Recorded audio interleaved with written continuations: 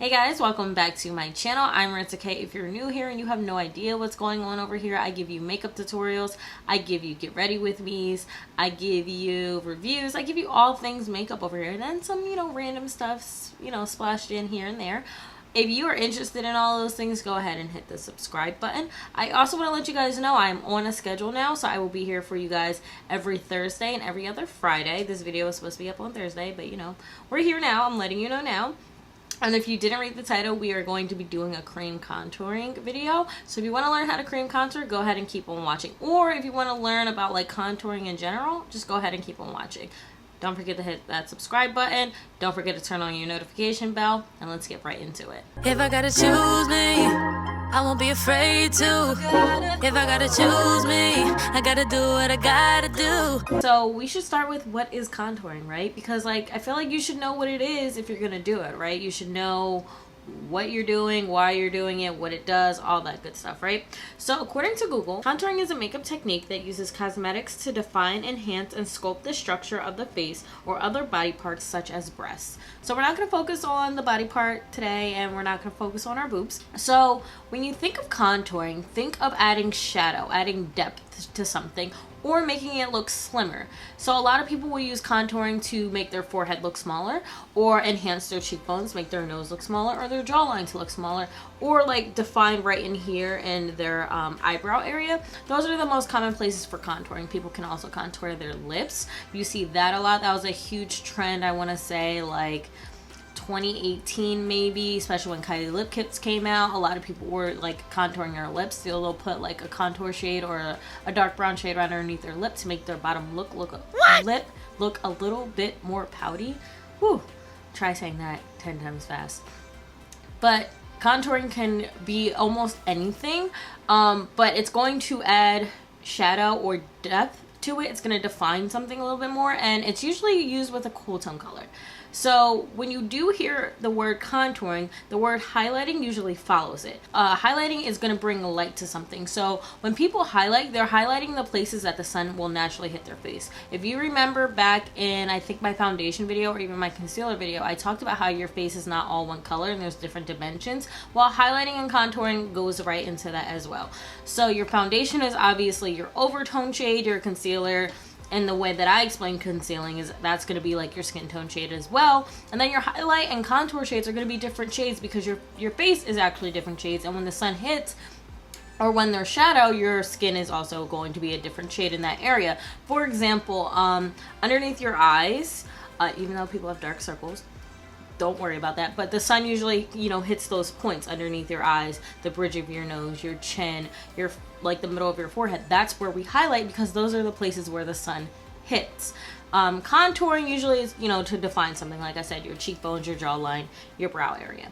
So that's the difference between highlighting and contouring. One is to bring in shadow or depth or define. The other one is to bring light to. They do go hand in hand though. You do want to do both. You don't want to skip the other one because then your face is going to be missing something. So you definitely want to highlight and contour.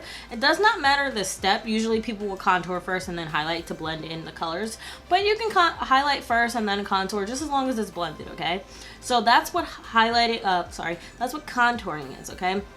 So let's get into the different types of contouring, right? Actually, we're not going to get into the different types of contour just yet. We're going to talk about the difference between contouring and bronzing because I feel like that's really important to touch upon because I feel like we're at this place now, especially we're about to go into spring and summer, where people are going to use bronzer as a contour, and they're not the same thing. They're not the same thing. So bronzing is when you want that sun-kissed look, okay? That's kind of also another one of those places where the sun kind of kisses your skin. It makes it a little bit more bronzier. Whereas contouring, like I said, it's going to add shadow, it's going to sculpt something, or it's going to add depth. And that's usually a cool tone color. Bronzer is a little bit warmer. It's going to be a warm tone.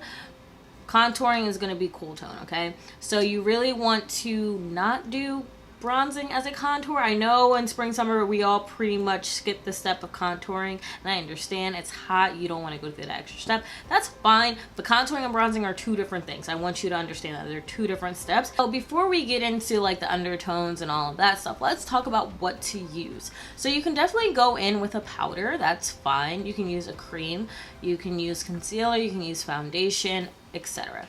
Right now, I'm not sure if it's going to be picked up again, but back in like 2016, 2015, 2014, 2013, contour palettes. So one of the biggest ones was the ABH contour palette. I promise you, everyone and their mom wanted one. Every makeup artist had one in their kit. It was just that girl, okay? Like everybody had it. Then there was the Kat Von D Shade and Light. You saw a lot of the fair skin makeup artists, beauty gurus, all those. A lot of them, they were using that contour and highlighting palette as well. So you can use a highlighting and contour palette. I think those are best for beginner friendly because there's already an undertone that's there that's necessary for contouring, which we'll get in. I just don't want to jump the gun, but I will definitely list down below a couple of contour palettes contour palettes that you can definitely use, or contour kits, contour and highlighting kits that you can use, both affordable, high end, all that stuff. Like, I'll list it all down below, but you can pretty much use anything. However, there are rules. There's rules to makeup.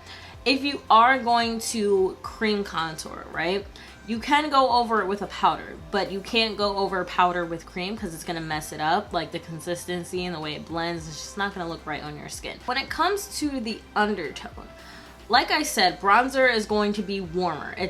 Bronzer is warm. Contouring is usually cool tone. It is supposed to be cool tone because it's adding shadow or it's sculpting something. It's going to define it. So it's going to be a little bit on the cool side. Not even a little bit. It's going to be on the cool side. So the tricky part is when you get a foundation, if you are contouring with foundation, or you're contouring with concealer that's not coming from a cream contour kit or a powder contour kit, which is already designed to have this cool undertone because it's being marketed as contour. So contour, we all know it's supposed to be cool tone. So that's what brands are going to give you. It's going to have a cool undertone. And that just kind of goes for, well, I hope every brand does that. Not all brands get that memo that it's supposed to be a cool undertone, but it's supposed to have a cool undertone. So when you get to foundation and concealer, you're thinking, okay, so I can just pick up whatever cool tone concealer, foundation, whatever. No. Because sometimes that cool foundation that you're looking at is about 5 shades darker than your actual skin tone or your actual foundation shade. And that's a problem because when you go to blend that out, it's going to be muddy. It's not going to look good. It's not going to blend well with your highlight. It's not going to blend in with your foundation. It's just not going to look good. So what you do is you look at your complexion shade and you want to go at least 2 to 3 shades down. Okay? Even if the second shade or the third shade is of a warmer undertone, you can make it work. Your face shape matters when it comes to contouring.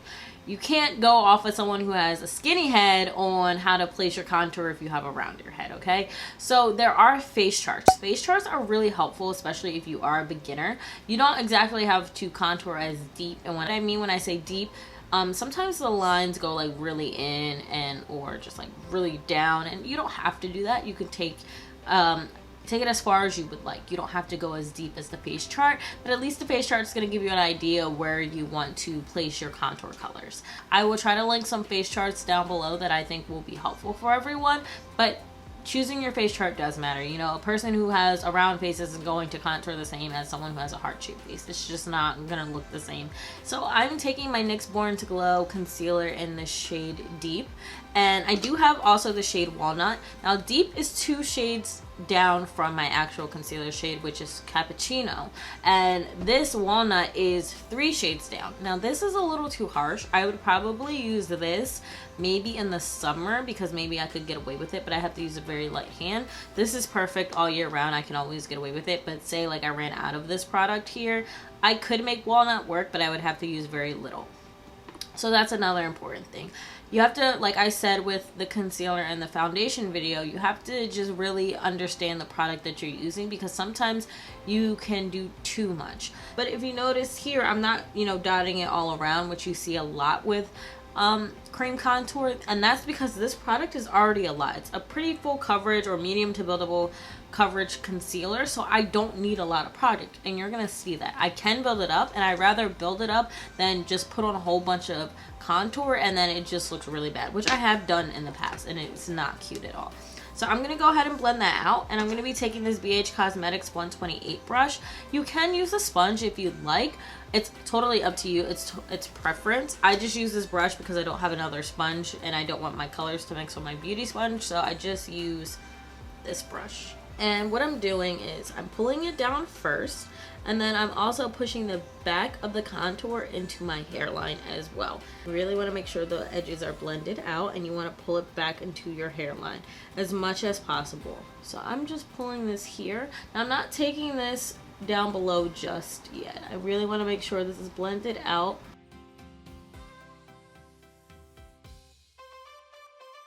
Now the reason why I'm pulling my contour down a little bit more is because I have a big forehead. Now if you have a smaller forehead, you may not want to blend your contour so down because it's going to shrink your forehead. If you want your forehead to be a little bit bigger, you want to highlight it more. So if you're a person who has a little forehead, you may want to put, you know, more highlight than you do contour. You can still contour it, you just don't want to contour it too much. That's really what it comes down to. So now we're going to take that contour down a little bit here. And you see how that contour went a long way and I only used a little bit? That's kind of how you want to gauge your contour and your highlight as well. We'll get into highlighter in another video, but like I said, with the foundation and the concealer, you don't want to just, you know, apply so much. You'll see people just place a line in here and here. A lot of those people already know how to blend that product already, okay? This is probably their go-to contour product. If you're just starting out, don't do that. Do a little bit and then build it up, okay? That's where you want to start. If you're new to this, take a little bit, build it up. I'm going to take this here and I'm going to place it right there in the center. Now you'll see a lot of people when they contour, they'll, because it hits right there underneath that cheekbone. Some people will take their contour and curve it upwards because that's the way that they like they want their cheekbones to curve up and also the apples of their cheeks to stand out a little bit more. It's up to you how you want to contour your face. You just want to make sure it's always blended. If your contour is not blended, oh, people will notice. It will just look like there's dirt on your face. It'll just look super unblended, just like anything else. And you don't want that. You don't want your makeup to look unblended. I'm not using harsh motions either. I'm just kind of tapping it very lightly, very gently. Another place people want to contour is their jawline. They either want to give the illusion of eliminating their double chin, or they just want to define their jaw area. So you'll see a lot of people, do this. They'll just kind of draw the line. I actually don't ever contour my jawline. I just never cared to do that. But for the sake of today, I am going to just dot. So with me drawing this line here, like I said, this is pretty much a full coverage concealer. It's gonna take a lot for me to blend this, just because I used a lot.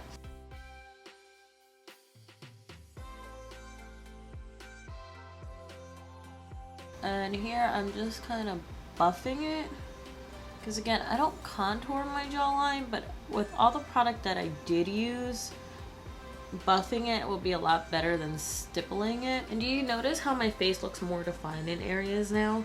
Like, my face doesn't look flat.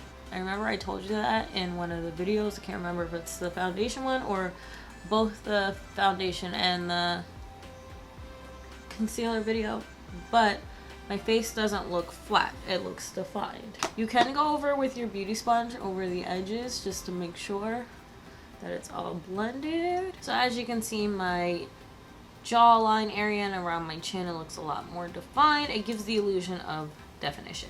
So now we're gonna contour right in here. I'm not gonna contour my nose. I don't really like contouring my nose.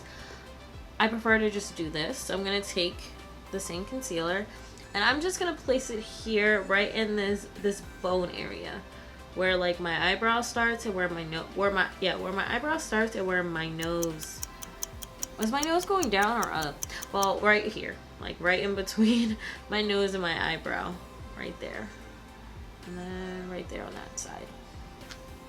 And now I'm gonna take a different brush. I'm gonna take this conceal and buffer brush. Yeah, this conceal buffer brush by Zoeva, and I'll link that down below.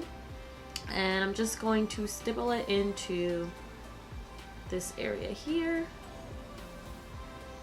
And I'm just using pouncing motions. And a lot of people have been doing this in the beauty community as of recent. I'm pretty sure this is not a new technique at all, but it just contours your eye shape, and also it can contour the beginning of your nose if you'd like. But if you notice that there's a difference in my eye shape on this side, and then there's a difference on this side. So that is it for the video. I will list down below all of the products I use, brushes, and the things that I mentioned down below. If you are interested in concealing, using concealer for your contouring, go ahead and look at my concealer video because I list down my favorite concealers in that description box. But hopefully you are able to take away something from this. Contouring isn't as scary as it sounds or it looks. It's actually very, very easy once you understand what you have to use, how to use it, and how to blend. It's very, very easy, very, very simple. Again, I will also link face charts down below as well. I will try to link all that I can down below to really help you guys and just for you to embrace contouring, okay? It's not that scary. I get that it is scary. I remember being scared when I first started with makeup, but it's honestly not that scary. You just really have to take your time and know your placements as well. So again, hopefully you learned something from this video, and I will see you guys in my next one. Bye.